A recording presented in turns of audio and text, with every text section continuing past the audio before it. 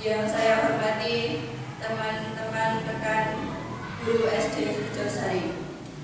Alhamdulillahirrahmanirrahim, kita panjatkan puji syukur kehadirat Allah Subhanahu wa Ta'ala yang telah memberikan kita kesempatan dan kesehatan untuk menghadiri acara pada pagi hari ini, yaitu tentang pengimbasan budaya positif aksi nyata modul 1.4 oleh Bapak Haji Suryanto SPD. Kedua kalinya sholawat serta salam selalu kita curahkan kepada junjungan kita Nabi besar Muhammad Sallallahu Alaihi Wasallam yang kita nantikan syafaatnya di yaumul kiamah, dan semoga kita semua menjadi umatnya yang mendapat syafaat dari beliau. Allahumma amin. Pada pagi hari ini Pak Surya akan menyampaikan pengimbasan tentang aksi nyata modul 1.4. Sebelumnya kita buka acara ini dengan bacaan Bismillahirrahmanirrahim. Selanjutnya langsung saja kepada Bapak Haji Suryanto untuk menyampaikan materi. Monggo dipersilakan.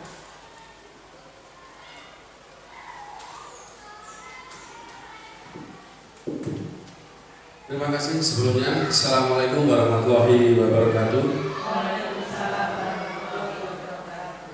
Berhubung pakar banyak Bapak Ibu, sehat ya? Alhamdulillah. Nah, cara di kelasnya luar biasa. Tepuk tangan untuk kita semua. Oke, terima kasih. Dan yang jelas saya sangat berterima kasih kepada Bapak Ibu guru semua, khususnya SD Sujosari masih peduli dalam artian masih menyempatkan waktunya untuk mendengarkan sharing saya, yaitu pengimbasan tentang budaya positif aksi nyata modul 1.4.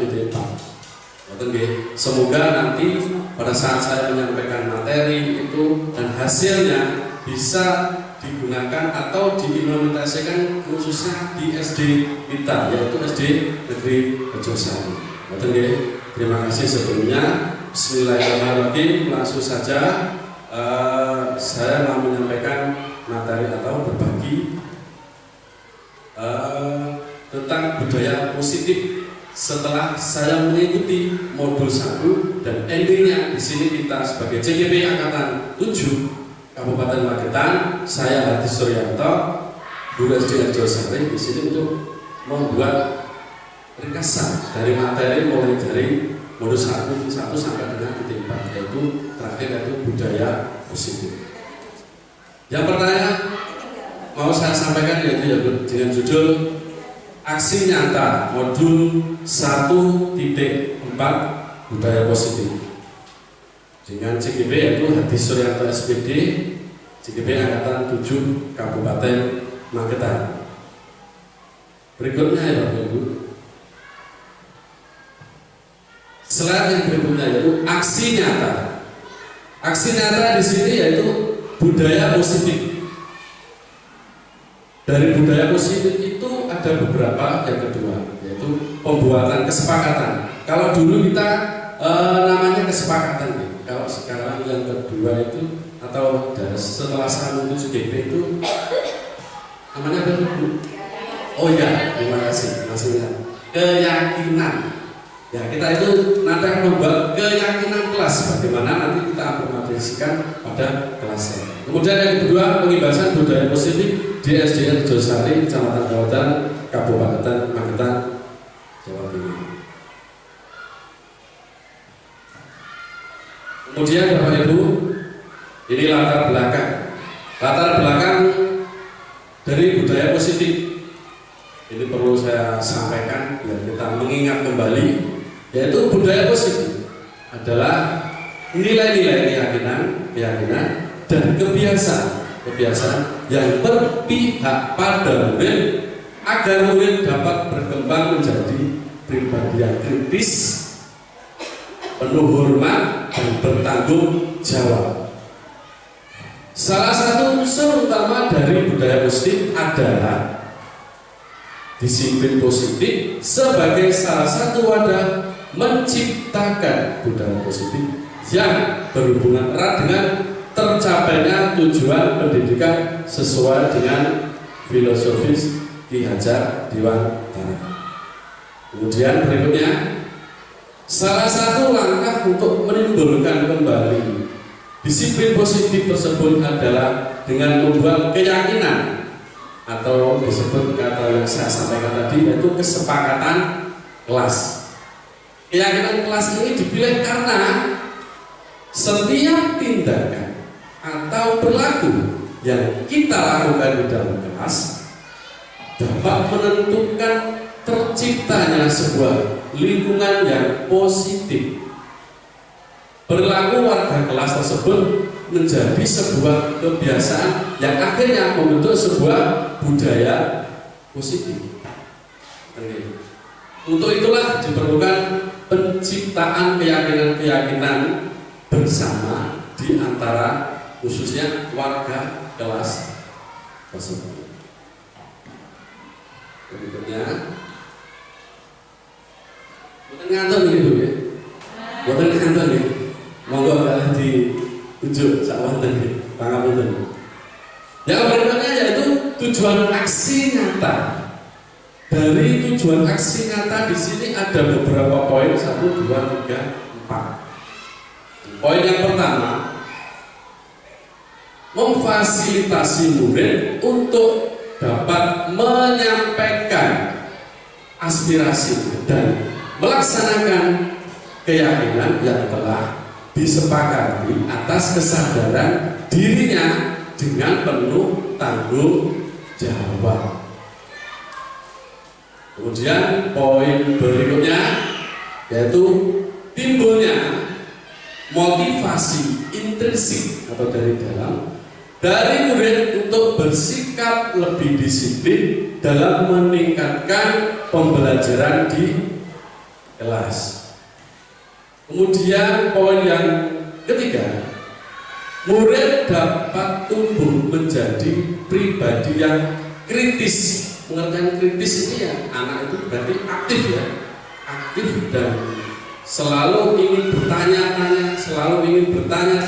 Makanya di dalam kelas itu kalau anak ada, saya akan sebentar, kalau ada yang bertanya, Pak, kadang terkasih kita merasa jengkel, teko, itulah sebenarnya yang tidak boleh kita lakukan. Berarti mereka itu mengekspresikan, berarti mereka itu malah justru kita dukung atau kita support. Yang penuh hormat dan bertanggung jawab. Kemudian yang terakhir yaitu mewujudkan murid yang memiliki karakter positif yang sesuai dengan profil pelajar Pancasila. Kemudian berikutnya, di sini ada beberapa poin yaitu tolak ukur. Pengertian di sini yaitu 1, murid bertanggung jawab menjalankan keyakinan kelas yang telah disepakati. Kemudian timbulnya pembelajaran yang menyenangkan dari disiplin positif. Berikutnya, timbulnya hubungan harmonis antara guru dan murid. Ini sangat penting sekali. Hubungan itu kalau sudah harmonis itu nanti dalam pembelajaran itu pasti tercipta yang sangat menyenangkan. Anak itu akan menjadi betah. Dari kata-kata harmonis. Kemudian murid dapat melaksanakan keyakinan yang telah disepakati dengan kesadarannya sendiri.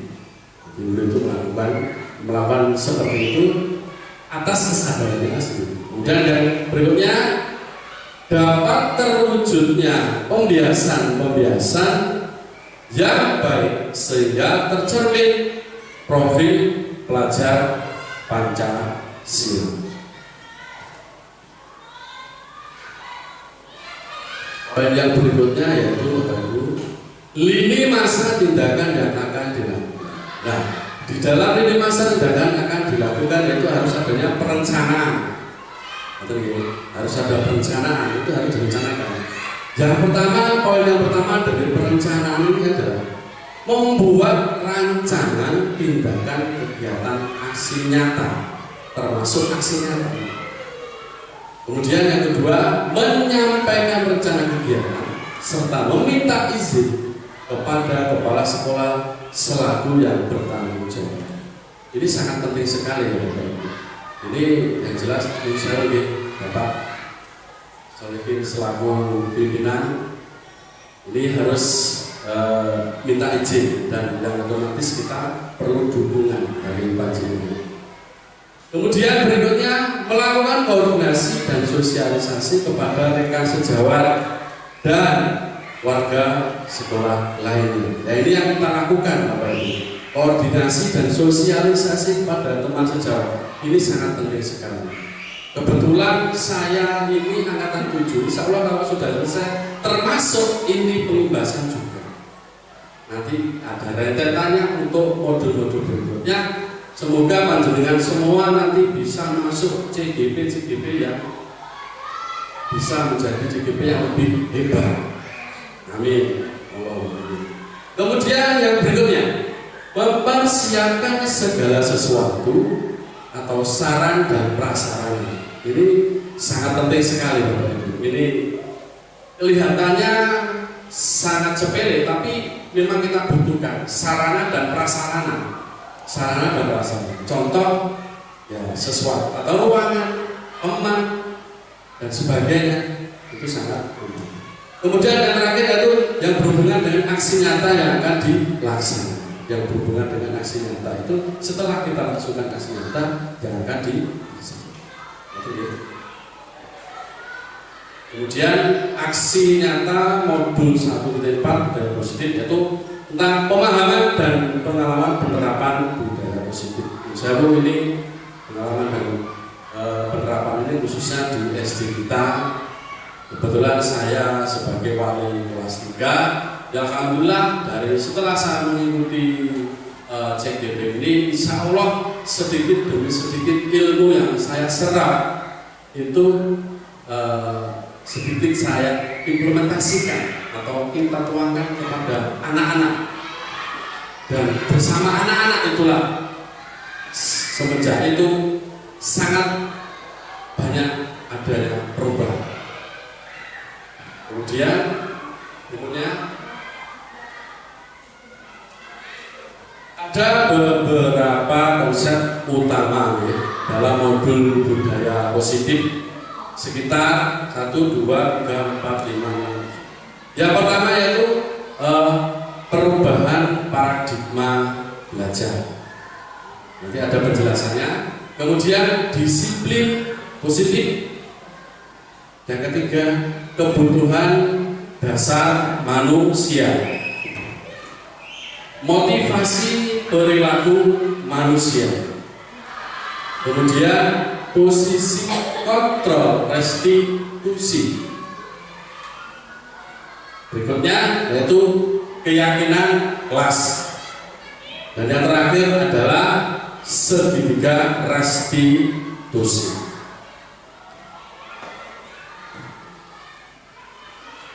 Baik Bapak Ibu, di sini ada gambar. Nah, menurut jenengan ini gambar apa? Kok aneh berwarna-warna itu menurut jenengan gambar apa ini? Oh, permen. Toples aku bagus sekali. Betul ya? Nah ini gambaran saja karena ada bagi-bagi. Nah, terus saya di situ ada pembelajaran dengan paradigma baru. Tertulis warna kuning. Pembelajaran dengan paradigma baru. Penjelasan itu pembelajaran paradigma baru merupakan pembelajaran yang berorientasi pada penguatan kompetensi dan pengembangan karakter yang sesuai dengan nilai-nilai Pancasila. Pembelajaran paradigma baru memastikan praktek pembelajarannya yang berpusat pada murid. Berarti selama ini yang kita pelajari dulu-dulu saya menulis, yang saya rasakan seperti yang saya sampaikan tadi, kita itu apa ya, pada saat mengajar materi kita sendiri yang ambil, materi yang kita nyiapkan, jawabannya kita yang jawab. Itu dulu. Nah sekarang karena adanya CGP atau implementasi kurikulum Merdeka Produk Pancasila ini, nah semua pembelajaran itu berpusat pada murid atau siswa, yang mana setiap murid belajar sesuai dengan kebutuhan dan tahap perkembangannya untuk mewujudkan profil Pancasila. Nah ini pengertiannya begini Bapak, sesuai dengan kebutuhan dan tahap perkembangannya. Memang siswa di dalam kelas itu kan mereka itu karakter, sifat, pola pikir, terus keaktifan itu sangat berbeda-beda. Dan itu kita ikuti saja dengan jalannya perkembangan anak itu tersebut. Terus, nah ini kembali lagi ke permen tutupnya toples tadi. Yusel ini jenengan masih ingat nggak? Namanya profil pelajar Pancasila yang IKM, implementasi kurikulum Merdeka. Itu apa mau nih? Nomor 1 apa? Beriman kepada Tuhan Yang Maha Esa dan berakhlak mulia. Kemudian yang kedua, berkebinekaan global. Kemudian bergotong royong. Ini gambar yang sebelah kiri, yaitu mandiri, bernalar kritis, dan yang terakhir yaitu kreatif. Jadi profil pelajar Pancasila itu ada beberapa poin yang harus diterangkan. Ternyata di situ sudah tercampur semua. Kita lanjutkan, Bapak Ibu. Yaitu yang depan tadi yaitu disiplin positif. Di mana disiplin positif itu dalam budaya kita, maka dari disiplin maknanya menjadi sesuatu yang dilakukan sesuai pada orang lain yang mendapatkan kepatuhan. Kita cenderung menghubungkan kata disiplin sesuai dengan ketidaknyamanan. Memang betul sekali. Wes murid, ayo jadi anak sing disiplin dulu. Anak itu pasti berpikir, bahkan bisa jadi menjadi pertanyaan atau menjadi menjadi beban kepada anak tersebut. Masih disiplin itu banyak sekali.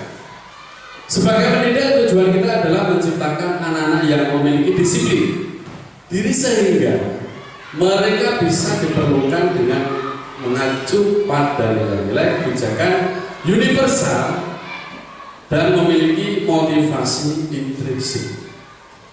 Kemudian yang terakhir yaitu disiplin positif adalah salah satu cara menerapkan disiplin yang bertujuan untuk menumbuhkan kesadaran serta memberdayakan anak untuk melakukan sesuatu tanpa ancaman atau maupun hukuman. Siswa itu kalau dalam kelas atau di dalam pendidikan, anak itu kalau sudah diancam dengan kata-kata awas, itu aja sudah down.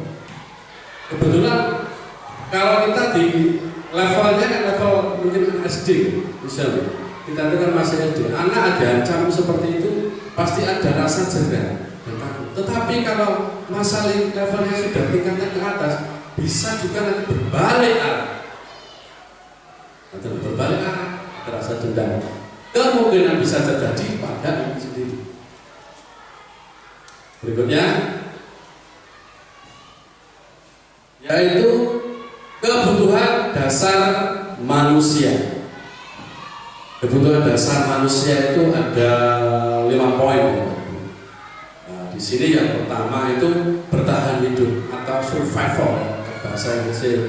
Katanya gunakan bertahan hidup itu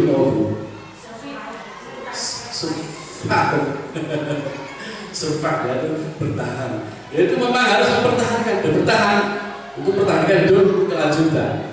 Kemudian yang kedua itu kasih sayang dan rasa diberi. Itu sangat penting sekali. Seseorang itu harus memerlukan atau butuh dengan rasa kasih sayang yang diterima baik di rumah, di lingkungan, di sekolah. karena ini dalam pembelajaran di sekolah, ya kita sebagai pendidik atau sebagai guru, yaitu menumbuhkan kasih sayang kepada siswa, sehingga siswa itu merasa nyaman. Kemudian yang poin yang ketiga yaitu penguasaan. Penguasaan di sini pengertian secara global, menguasai dari berbagai situasi yang terjadi pada saat itu. Kemudian ini gambar ada anak mengajukan tangan seperti ini, merdeka. Itu seperti berarti anak tersebut harus mendapatkan kebebasan. Bebas, merdeka belajar. Kita apresiasi anak tersebut. Kebebasan itulah yang harus kita tanamkan kepada anak. Jangan kita mengancam, memberi hukuman.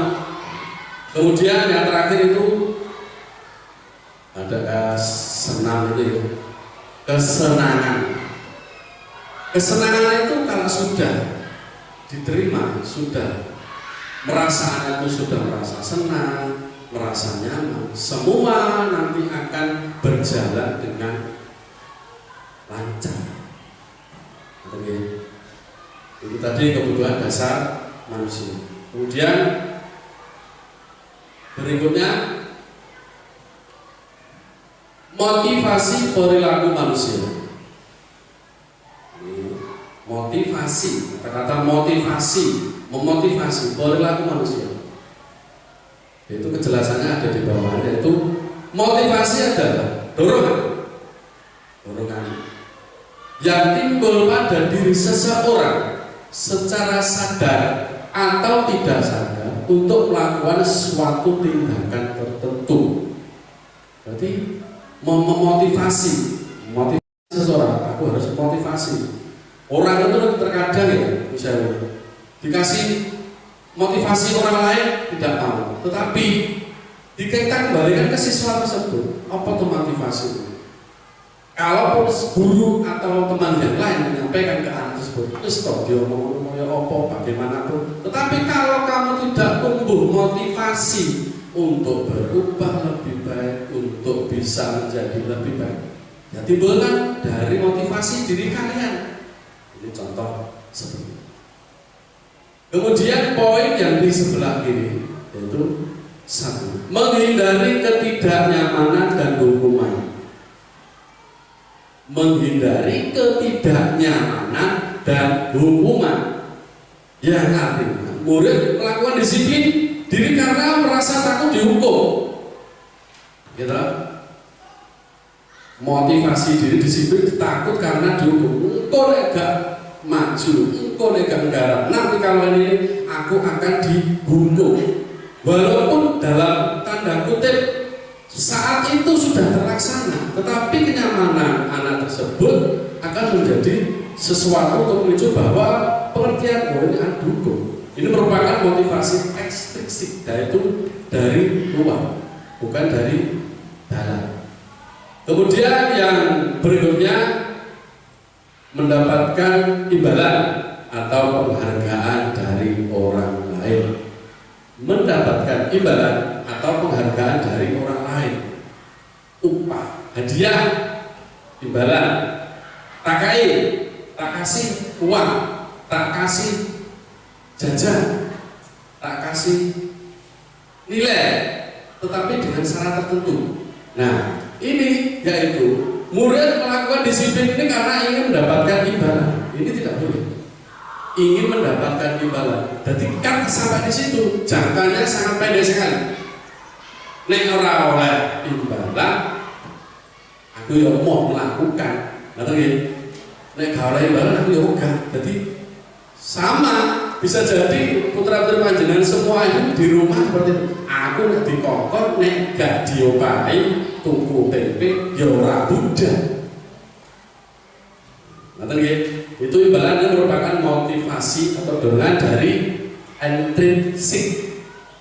Kemudian yang terakhir yaitu menghargai nilai-nilai kebijakan dari diri sendiri. Menghargai nilai-nilai kebajikan diri sendiri. Siapa? Ya anak atau siswa tersebut. Murid melakukan disiplin, rasanya murid melakukan disiplin Diri karena sadar akan nilai kebajikan dirinya. Dia menyadari, oh kalau melakukan sesuatu seperti ini nanti ini sebenarnya buat saya sendiri, bukan buat orang lain. Saya melakukan ini suatu saat juga buat saya sendiri, bukan buat orang lain. Dan itu muncul dari, ini merupakan motivasi intrinsik dari dalam. Lalu dari dalam siswa tersebut. Untuk berikutnya itu terkait dengan disiplin ya, Bapak Ibu. Ada beberapa poin konsep disiplin dengan konsep gagal. Konsep disiplin dengan konsep gagal. Disiplin tapi gagal. Nah ini ada beberapa poin. Yang pertama, hukuman, penghargaan, konsekuensi, dan restitusi. Coba kita ulas satu persatu. Hukuman yang pertama itu pasti menyakitkan, betul nggak? Nah dihukum itu mesti di PP halaman, lari-lari, dicetok, wah dicimolek seperti kasus saya dulu pernah menyetot sampai gosok, aku dipanggil orang tuanya. Nah itu sebenarnya. Terus kemudian tidak nyamannya bagaimana? Ya merasa anak itu tidak nyaman karena adanya hukuman tadi. Kemudian murid merasa takut. Takut ini bisa jadi anak itu stres. Saking takutnya karena hukumannya itu bisa jadi melebihi kapasitas, saking emosi, memaksa murid menyembunyikan kesalahan. Akhirnya dari murid menyembunyikan kesalahan, mereka tidak menyampaikan apa yang masalahnya. Jadi jika kasus salah, oh salah gue, kamu salah, gak mungkin, kamu salah. Padahal murid itu mau ngomong, mau menyampaikan, karena gurunya itu sudah mungkin karakter dari guru tersebut itu sangat ekstrim, langsung dikasih. Kemudian murid merasa rendah. Ini sangat mengganggu kejiwaan. Ini sangat rentan sekali bisa mengganggu kejiwaan seseorang anak. Dengan adanya hukuman ini kita tidak terbuka. Murid merasa rendah diri. Karena merasa rendah diri, dia bisa menjadi sangat minder. Minder. Wong kan wis minder apa kon maju ya mau digeret atau ngeten ya tidak mau, karena mungkin dia percaya dirinya sudah hilang dengan adanya setiap melakukan kesalahan ada hukuman. Itu murid merasa. Kemudian yang berikutnya Bapak Ibu, yaitu penghargaan. Penghargaan ini sebenarnya sementara, yang seperti saya sampaikan tadi, yaitu tidak efektif. Tidak efektifnya apa? Jangkanya hanya sementara, tidak jangka panjang. Merusak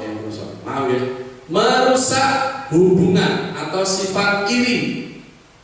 Yaitu tadi penghargaan. Bisa jadi contoh, umpamanya di dalam kelas itu ada satu dikasih hadiah, satu dikasih hadiah. Hadiahnya yang 3, yang pinter-pinter toh, yang kurang, yang terbelakang tidak dapat. Akhirnya anak itu merasa sifat iri. Bisa jadi ini akan menimbulkan kecemburuan dan tidak ada sifat kolaborasi antar teman kerjasama, itu akan hilang dengan sendirinya karena adanya beberapa penghargaan kepada siswa.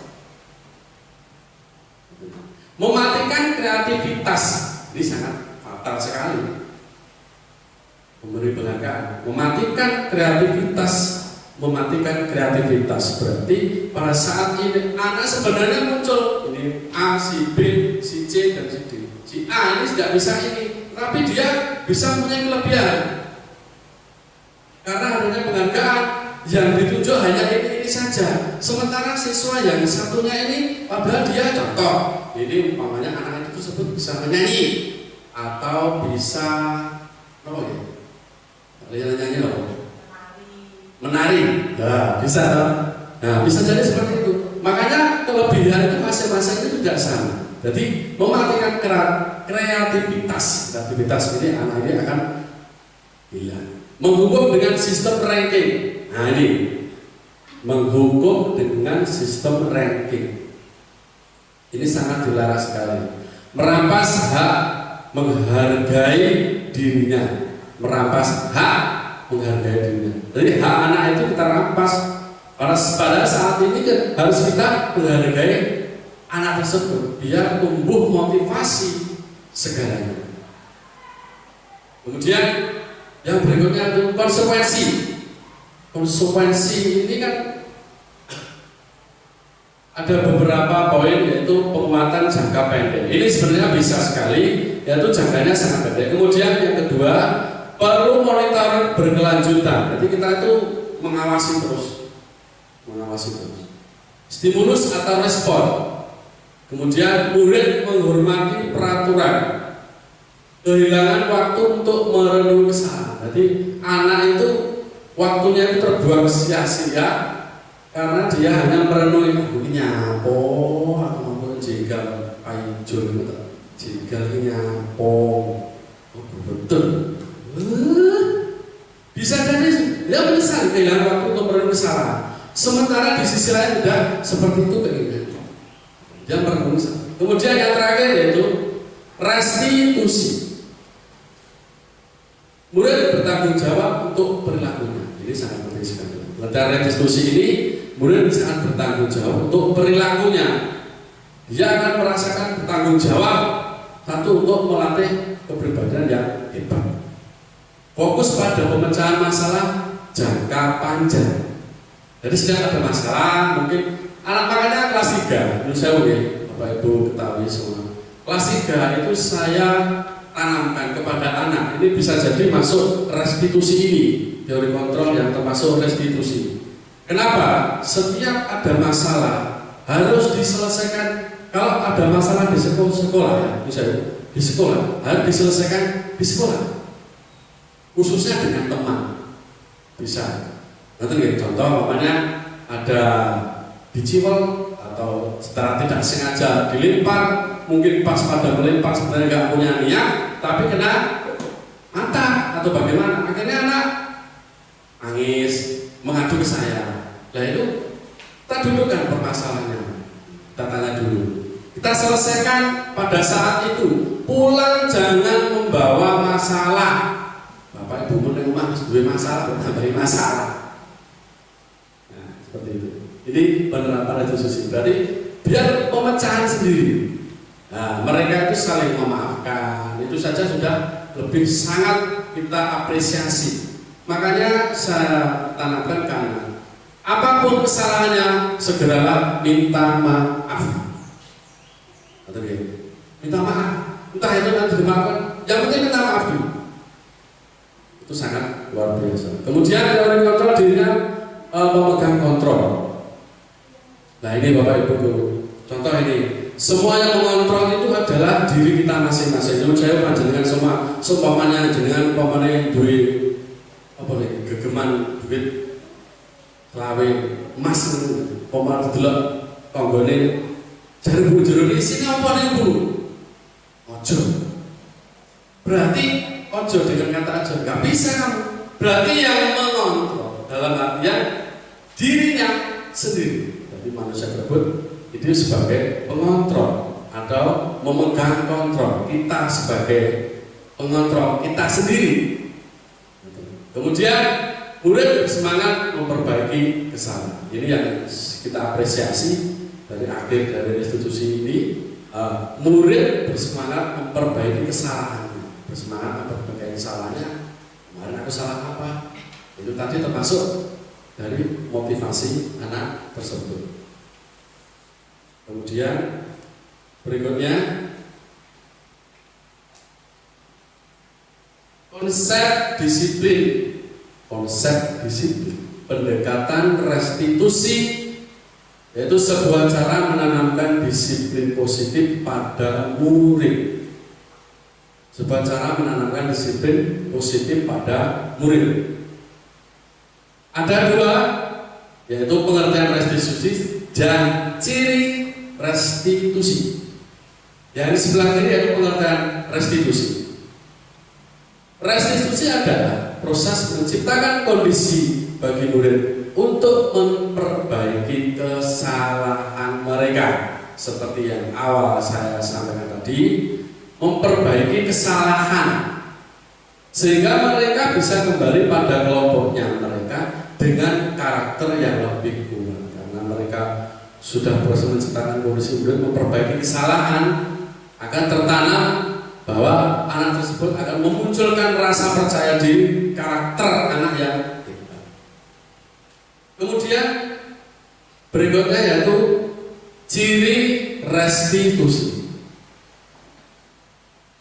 Nomor 1, bukan menebus kesalahan, melainkan belajar dari kesalahan. Kesalahan nggak bisa dibeli, kesalahan nggak bisa dibeli. Dan itu harus belajar dari kesalahan. Kita semua pasti mengalami kesalahan. Salah, ya, saya tadi salah. Besok harus kita perbaiki. Ini salah, harus kita perbaiki karena adanya pembelajaran. Melainkan belajar dari kesalahan tadi. Tidak mungkin manusia itu yang sempurna, pasti punya kesalahan. Memperbaiki hubungan, tawaran bukan paksaan. Kemudian menuntut untuk melihat ke dalam diri, mencari kebutuhan dasar yang mendasari tindakan. Kemudian fokus pada karakter bukan tindakan. Fokus pada karakter anak tersebut, tapi tidak membantu tindakan. Kemudian yang terakhir yaitu menguatkan dan fokus pada solusi. Karena ini ambisinya fokus, kemudian bisa menyelesaikan atau memberikan banyak opsi solusi akhirnya semua terpecah. Kemudian berikutnya ini Bapak Ibu, ada beberapa poin, yaitu yang pertama perbedaannya. Contoh kasus yang perlu saya bacakan dan mungkin ini sering tak jumpai di kelas-kelas kita. Itu bahkan karena anak itu pasti setiap ada sempit dan sebagainya.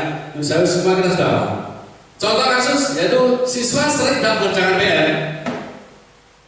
Wis bahasanya awal dewe iki wis namanya guru bocah iki wis ngomong garap PR. Gayane opo? Gayane dulu HP aja. Ibunya juga ikut HP ya.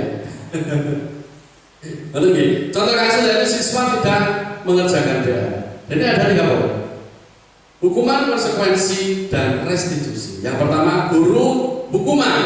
Guru akan menghukum siswa tersebut lari keliling halaman 20 kali. Pernah apa sering ini panjenengan? Oh pernah. Terima kasih. Iya, nggak apa-apa. Karena saya sendiri juga pernah melakukannya dulu. Kemudian guru marah dan murid jadi takut.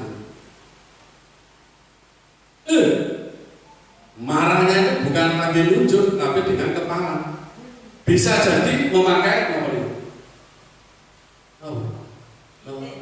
Ya, di kelas saja, kelas 3. Ini saya siapkan gitik, sekarang sudah saya buat. Saya dulu pesan, kebenaran ya Bu, pesan gitik. Kelas 3 itu, jangan jawab seperti ini. Ayo. Menurut langsung betul. Iya betul. Guru marah dan menjadi murid. Ini salah satu. Sebenarnya tidak. Ini adalah hukuman. Termasuk salah satunya. Ini pedi. Wis ora sanggo gitik lah. Nyapo pada dosa. Kemudian konsekuensi. Guru memberikan konsekuensi untuk mengerjakan PR-nya pada saat jam istirahat atau dengan mengerjakan sebanyak 5 kali lipat. Yo. Oke. Ya, sahabat, pernah ya jenengan semua mungkin dulu pada saat SD atau SMP pernah melakukan seperti ini. Saya sering, karena saya termasuk siswa yang spesial. Sensor. Termasuk siswa yang spesial. Buku 1 lembar masukkan 1. Ya, tas gak laku, pulpen milih kancane. Makanya dulu itu konsekuensi dia sering dihukum. Saya sering dihukum, sering sekali. Dan dulu waktu saya masuk menjadi PNS itu saya juga pernah, bukan sering, pernah ini, bukan kata sering, pernah melakukan seperti ini. Ya, murid, ayo, murid saya garap sabar, tiga lebih dari ini. Akhirnya yang terjadi apa? Bisa-bisa saya orang tuanya bina berkata-kata Pak PR. Lo betul hari PR untuk jenengan ini mau lo gandakan, lo lipatkan pahalanya lebih banyak. Itu contoh seperti ini. Guru tegas dan siswa menghormati peraturan. Tegas sangat, saking tegas dulu ya. Guru itu, maju, banter ya. Ayo maju, sini. Tegas. Dalam pengertian tegas ini ya untuk mengarahkan anak tersebut menjadi anak yang taat pada suatu aturan. Kemudian yang terakhir yaitu restitusi, yaitu guru menanyakan keyakinan kelas. Nanti ada beberapa poin yaitu keyakinan kelas atau dirinya membantu siswa untuk menyelesaikan masalah. Yaitu guru menanyakan keyakinan kelas. Nanti ada di slide berikutnya itu membentuk keyakinan kelas, di mana keyakinan kelas itu sangat penting sekali. Jadi anak itu jika ada beberapa siswa telah melakukan kesalahan, mereka akan menyadari dirinya, oh keyakinan kelas yang kita bikin kemarin seperti ini, mungkin disiplin waktu atau menghormati teman, apalagi saat ini banyak kata-kata bullying. Nah, ini sangat dilarang sekali. Ini sangat rentan dan sangat berbahaya, apalagi anak. Sekali diingatkan besok mengulang, ganti lihat. Apalagi menyebutkan nama orang tua. Ini sering saya di kelas 3 mendengarkan. Tapi alhamdulillah ini sudah mulai surut.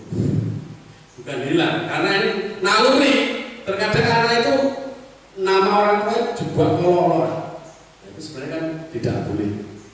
Terus kemudian guru terbuka dan siswa menghormati dirinya dan orang lain. Nah, ini kita saling terbuka dengan siswa. Akhirnya rasa hormat menghormati atau rasa ada timbal balik dengan siswa dan guru itu sangat nyaman. Terus kemudian berikutnya, nah ini ada 5 posisi kontrol restitusi. Nah ini akibatnya yang di depan tadi. Nonton ya. Nah, ini jika ada anak untuk dihukum, gambarnya mau merenung jipek, aku gak boleh dihukum ya. Kayak sebelah ada timbangan, hukuman kan dihukum. Kemudian membuat rasa bersalah. Saking sering merasa bersalah, pipinya sampai tembung. Dicimelih karo gurune saking gemes, pipinya sampai tembung. Terus kemudian teman, kemudian pemantau, yaitu tadi jangan. Kemudian ada manajer, yaitu kita sebagai guru itu sebagai amon atau manajer itu harus kembalikan ke siswa tersebut. Berikutnya, contoh penerapan 5 posisi kontrol. Contoh kasus siswa tidak memakai topi saat upacara. Ini sering sekali.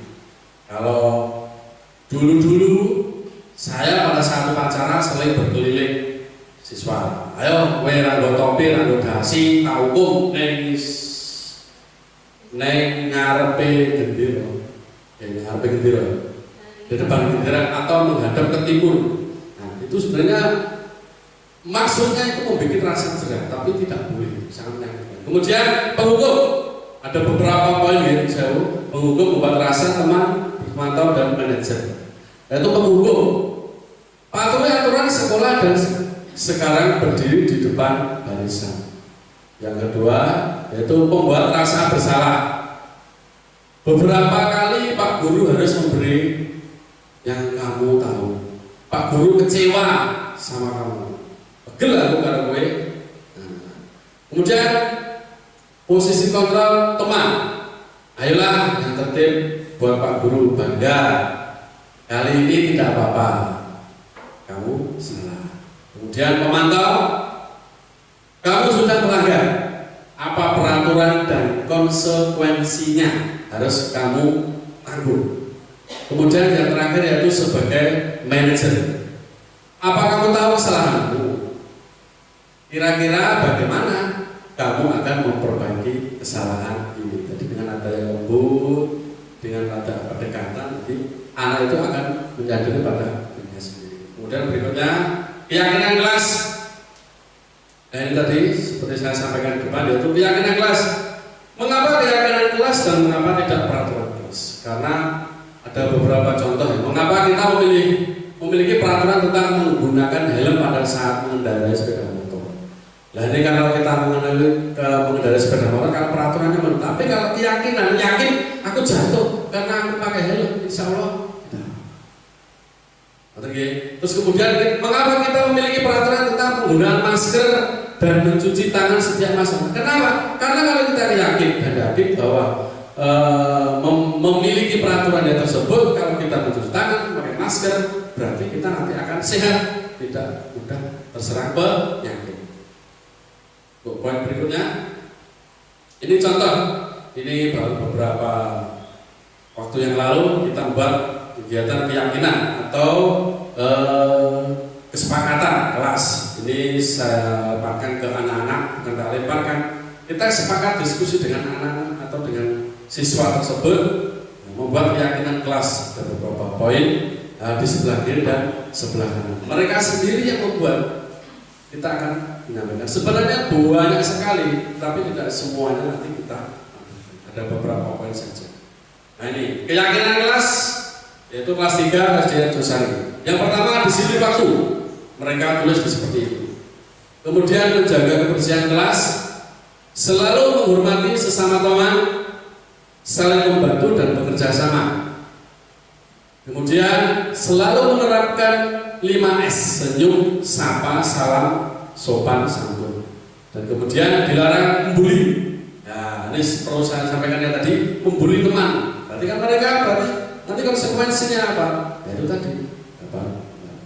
Kemudian menghargai guru dan teman yang sedang berbicara. Ini termasuk pada saat kita mengajar bocah di ruang. Nah ini kita terapkan meyakinkan kelas, keyakinan kelas. Berarti mereka sendiri yang membuat, berarti mereka sendiri yang harus bisa mengontrolnya sendiri. Berarti anak tersebut yang mengontrol. Jadi saat guru menjelaskan atau teman yang lain berbicara, mereka otomatis iya. Kemudian bagaimana pembentukan keyakinan kelas? Yang pertama lebih abstrak dari peraturan, lebih singkat dan jelas, berupa pernyataan universal secara umum. Secara umum itu yang sering dilakukan secara umum, dibuat dalam bentuk yang positif untuk meningkatkan pembelajaran atau kalau siswa, kemandirian siswa, itu berupa yang positif, yang baik. Sedikit agar mudah diingat. Sebenarnya banyak sekali yang ditulis anak-anak tadi. Kita buat yang sedikit saja, tapi mereka mudah mengingat. Jadi, oh iya, oh iya, akhirnya dia kan sadar sendirinya. Sesuai dengan kondisi kelas agar mudah diterapkan. Jadi menyesuaikan kelas panjenengan semua, kelas 1, kelas 2 dan kelas 9. Kemudian terakhir melibatkan semua warga kelas. Ini semua harus terlibat, tidak boleh. Kalau nanti ada yang mungkin tidak bisa baca tulis, ya kita bantu. Kamu mau ngomong apa? Tulisnya namanya. Nah, ini kan termasuk melibatkan semua kelas. Jadi mereka sebenarnya ingin mau, tetapi dia tidak bisa. Kemudian yang terakhir ya berikutnya ya, segitiga restitusi. Ada 3 poin yaitu menstabilkan identitas. Kita akan melakukan hal yang baik, yang terbaik yang kita akan lakukan. Kemudian validasi tindakan yang salah. Semua perilaku mempunyai alasan. Kemudian yang terakhir menanyakan keyakinan, yaitu kita semua memiliki motivasi internal, jadi untuk memotivasi diri kita. Kemudian ini sebenarnya ada video Bapak Ibu menurut saya. Assalamualaikum Daru. Daru tahu kenapa dipanggil Pak Saudara? Tidak tahu. Tadi kan Daru apa? Terlambat.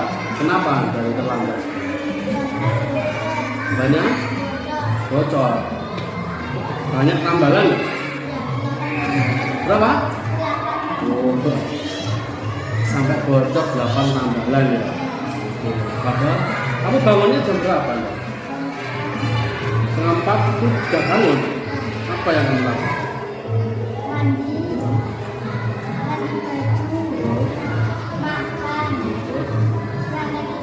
Tidak sholat. Terus ya apa? Terus tadi datang terlambat itu karena ada banyak. Kamu rumahmu dari sini itu kira-kira berapa kilometer? 2 kilometer? Enggak jauh ya sebenarnya. Terus akhirnya datang terlambat banyak bocor. Terus menurut kamu solusinya itu gimana? Oh, udah dia banyak. Tapi kan tambalannya berapa jumlahnya? Tambalannya bukan karena 8 itu berarti kan sudah parah. Terus akhirnya kamu minta tolong kita gandakan, disuruh lagi gandakan. Terus biar bagaimana? Bisa dinaik lagi. Terus kalau bisa dinaik lagi, kemungkinan kalau bannya sudah baru, gitu. Kemungkinan untuk besok-besok nanti datang terlambat lagi enggak, berarti lebih awal gitu. Berarti sudah nyaman kira ya. Makanya berarti kalau mau berangkat sekolah berarti sepedanya harus diapakan dulu. Cek dulu, cek dulu ya. Pertama ban rem gitu ya. Senang olahraga apa? Jadi cepat ya, mainnya cepat ya. Gendaro, tidak apa-apa. Semua itu pasti mengalami dan itu pun tidak sengaja. Iya kan? Nggak mungkin kan sengaja dijojol itu nggak mungkin. Ya lah. Nah itulah kehidupan, nggak apa-apa. Itu makna dari itu tadi solusinya baru mengganti ban yang ya besoknya datangnya. Oke, terima kasih Daru. Nanti besok juga Daru katanya tidak terlambat. Oke, terima kasih Daru ya. Selamat bergabung dengan teman-teman. Habis ini boleh nanti kamu ke teman-temanmu ya. Assalamualaikum warahmatullahi wabarakatuh. Tenang, silakan. Yang terakhir yaitu dalam beberapa program disiplin positif, hendaknya guru memiliki standar kepribadian profesional dan sosial yang baik, di mana guru mampu berefleksi pada posisi kontrol. Saat ini bagaimana perjalanan dirinya sebagai seorang amok atau posisi manajer yang menuntut murid-murid menjadi insan yang mandiri, merdeka, dan bertanggung jawab. Terima kasih. Guru Penggerak Indonesia Maju, SDN Sosari Maju. Terima kasih. Assalamualaikum warahmatullahi wabarakatuh. Selebihnya kita serahkan kepada moderator. Terima kasih. Terima kasih pemaparan yang sangat luar biasa dari Pak Haji Suryanto, CGP Angkatan 7 dari SDN Josari. Demikian Bapak Ibu, mungkin ada tanggapan ataupun pertanyaan yang ingin disampaikan. Ya, monggo.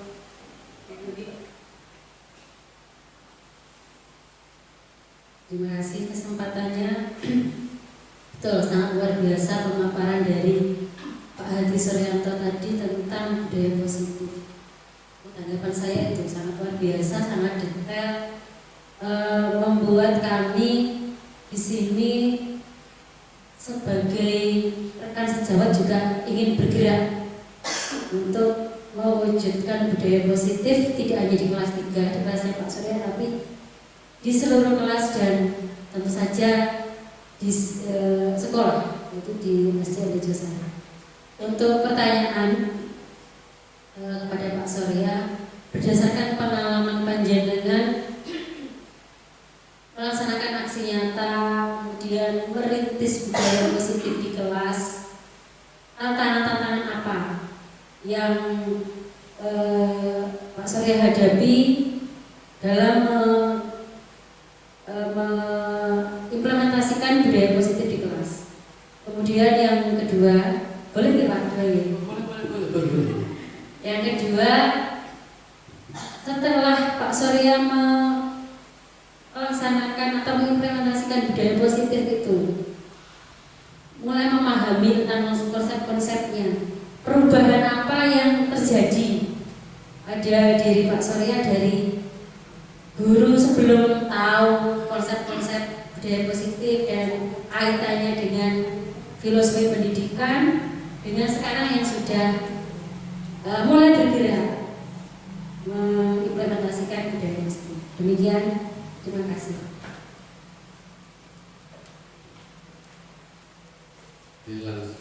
Terima kasih.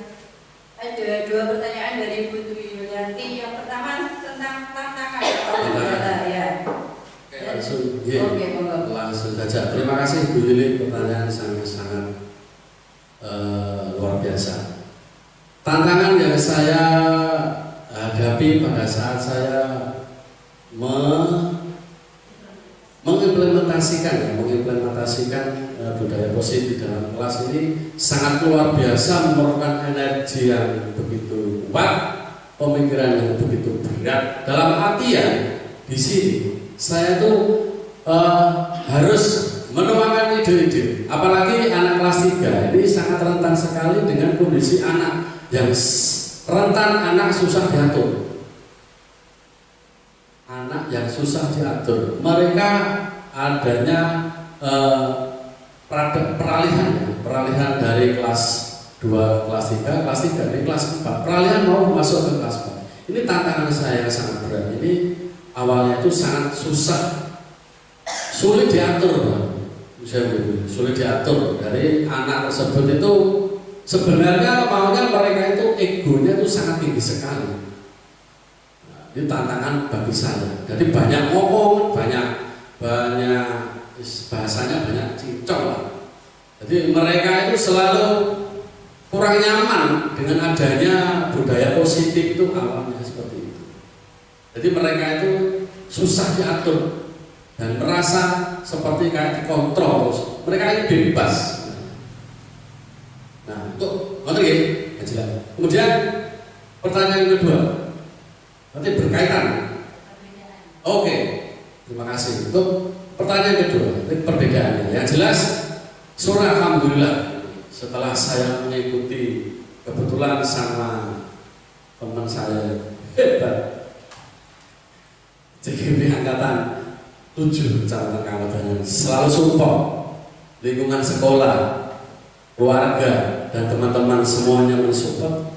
Ya, alhamdulillah selama yang saya rasakan di dalam kelas, budaya positif itu sangat kita rasakan sangat luar biasa. Perbedaannya anak tersebut satu, bisa mandiri, lebih bisa percaya diri, lebih bisa adanya rasa kebersamaan dengan teman. Karena setiap saya menyampaikan apa yang saya dapat mungkin selama ikut meeting di dalam CGP tersebut, itu sedikit banyak saya sampaikan ke anak. Contoh, anak yang selama ini ini yang saya rasakan ya, boleh bercerita sedikit. Ini yang saya rasakan. Ini kan insya Allah sudah tidak ada pandemi. Alhamdulillah, kalaupun kita lepas masker kan diperbolehkan sekali. Nah, itu yang saya rasakan. Anak tersebut namanya, kalau nggak salah, Insadin. Itu mulai dari dulu dia tidak pernah lepas dari masker. Masker itu selalu dipakai. Dia kalau melepas hanya saat makan dan minum. Menjawab pun di dalam kelas, Insadin ini selalu pakai masker.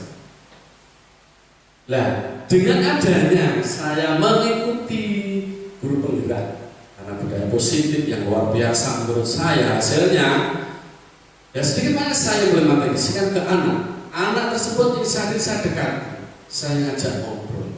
Ternyata anak tersebut dulu pernah mengalami adanya terkena COVID, jadi mereka itu latah gitu, sudah takut trauma. Ternyata setelah saya telisik kepada ibunya, ternyata seperti itulah. Dengan adanya ini saya mendekati, saya selalu merayu dan sebagainya. Alhamdulillah Bu, Pak, khususnya Bu Yuli dari pertanyaan tadi, anak tersebut itu semakin percaya diri. Sekarang itu maskernya dilepas dan anaknya itu kalau ada saya bertanya secara umum, anaknya itu langsung angkat, walaupun angkat tangannya separuh. Saya Pak, karena anak tersebut kalau kita tidak mendengar, kita tidak dengar. Itu ngomong apa aja selalu ngomong bisik. Nah itulah termasuk rasa percaya diri. Orang kalau tidak percaya diri termasuk yang pakai masker itu bisa. Mau tidak percaya diri, kepercayaan diri itu untuk menutupi tidak percaya diri itu mereka pasti pakai masker. Kalau dibuka berarti dia percaya diri. Nah maka dari itu alhamdulillah Insahadir ini sudah mulai lebih baik dari yang sebelumnya. Sudah ada perubahan yang saya rasakan seperti itu. Dan ngomongnya dan langkahnya kemarin saya dapat informasi dari kuat, Bu diikutkan latihan, ternyata mereka malah diikutkan latihan karate. Ah, ini termasuk dorongan. Itu untuk apa aja gitu. Ternyata sangat ada perubahan. Kurang lebih seperti itu, mungkin kurang jelas begini. Terima kasih.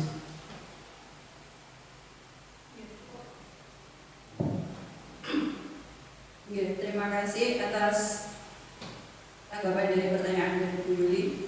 Untuk acara yang selanjutnya yaitu penutup, marilah kita akhiri acara ini dengan bacaan Alhamdulillahirobbilalamin.